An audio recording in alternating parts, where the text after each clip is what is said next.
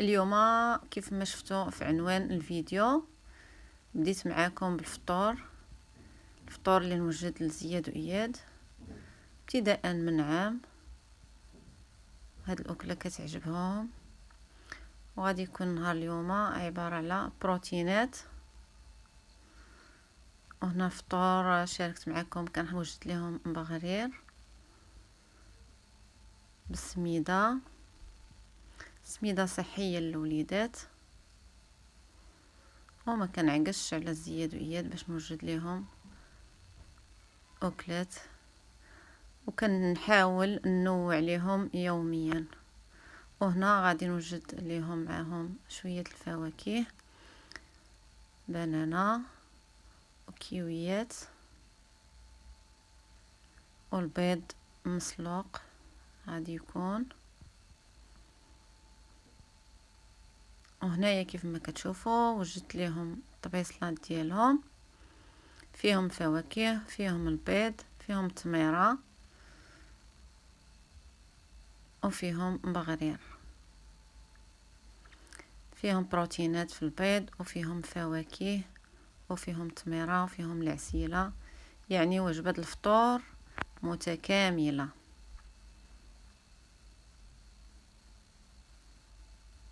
وهما فرحانين، وطبعا راني كنحاول نعلمهم باش يعتمدوا على راسهم وياكلوا بيدياتهم.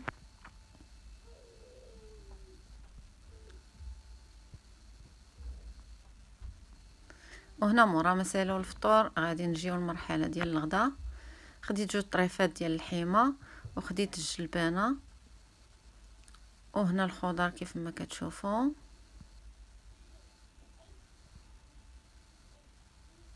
غادي نطيبها ليهم. والمعدنوس دائما ننصحكم باش ديروه للوليدات. من 6 شهور كنت دائما المعدنوس كنعطيه لوليداتي. وهنايا وجدت الخضيره كامله متنوعه، ويوميا كيف ما كتعرفوا دائما كنعطي لوليداتي الخضره كتيره. هنا غادي نطيب لهم بمليحه وزويته العود. صافي غادي نخلي الاكله هنايا طيب حتى توجد.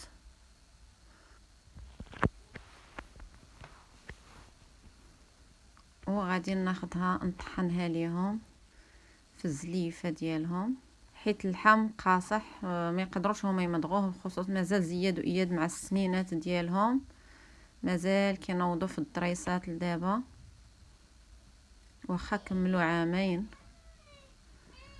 وهنايا وجدتها ليهم وغادي نوكلهم. وكيجي لذيذ هاد الاكله، كتجي لذيذه حيت متنوعه بالخضار. وغادي ندوزو للوجبه الثانيه. غادي تكون الجزر فيها حتى هي، وفيها الفاصوليا يعني اللوبيا خضراء.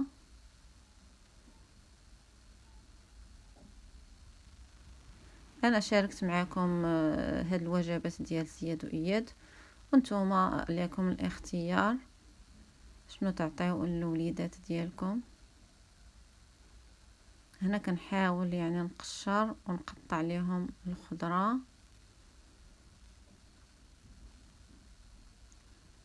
غادي نقطع الخضر صغيره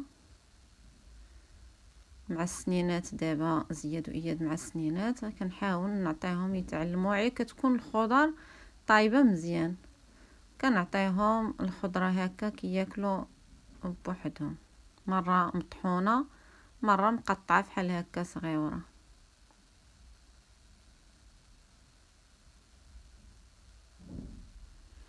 غادي نسلقها دائما بحال اللي كنقول لكم، دائما كنطيب الماكله بالماء يكون طايب. وهنايا عاود الحوت كل واحد الحوت اللي بغى يعطي لوليداتو. هنايا هاد الحوت كامل انا كنعطيه لزياد واياد، ومن الاحسن لك كان الحوت يعني ابيض راه مزيان. هذا حوت يعني عائله غادي ناكلوه كاملين، وتا هما غادي ياكلوا معنا، ولكن غادي ياكلوا هما بالطريقه ديالهم، حيت ما يمكنش ياكلوا داكشي ديال الشرموله والحار. غادي ياكلوا شي حاجه صحيه وعلى الجهد ديالهم، هما ما يقدروش مساكن على داكشي ديالنا.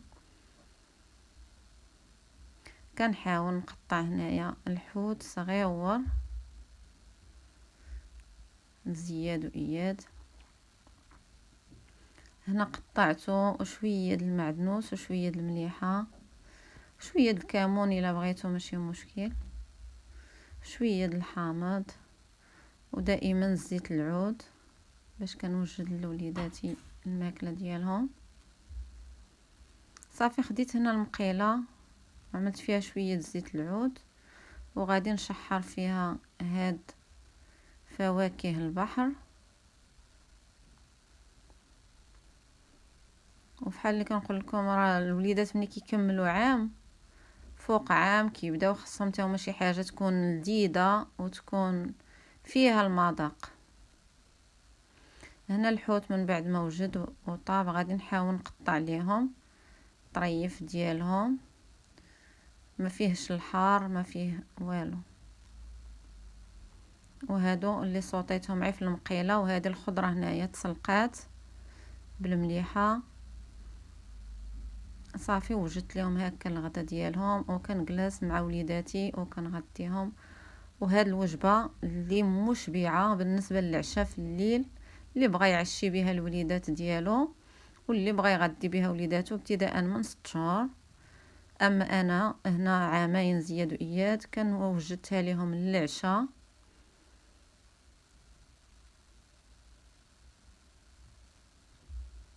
كتكون من معلقه د الروز، شويه البطاطا حلوه، شويه القريعه حمراء، وطريف ديال الدجاج.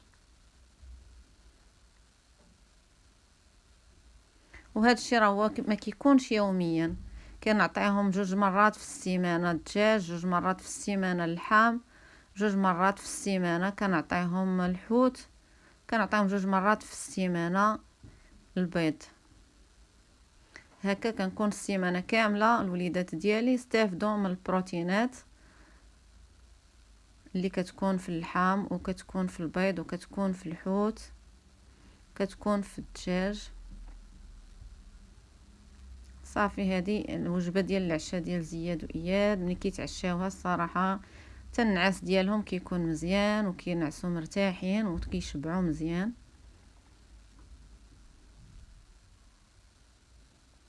وشكرا لكم.